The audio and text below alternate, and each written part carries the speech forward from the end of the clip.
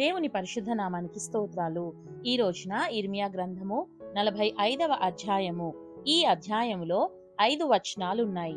మొదటి వచనం, యూదా రాజును యోషియా కుమారుడునైన యెహోయాకీము ఏలుబడియందు 4వ సంవత్సరమున ఇర్మియా నోటి మాటను బట్టి నేరియా కుమారుడగు బారూకు గ్రంథములో ఈ మాటలు వ్రాయుచున్నప్పుడు ప్రవక్త అయిన ఇర్మియా అతనితో చెప్పినది.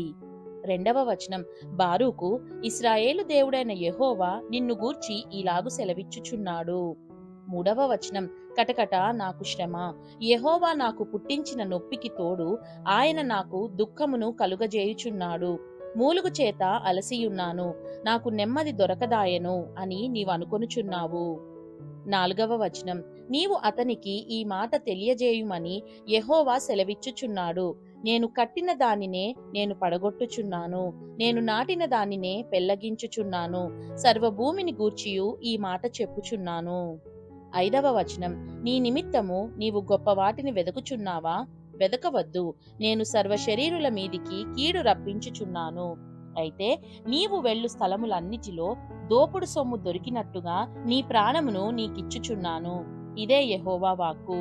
దేవుడు చదవబడిన పరిశుద్ధ వాక్యాన్ని మనందరి వినికిడిలో దీవించి మనల్ని ఆశీర్వదించును గాక. ఆమేన్.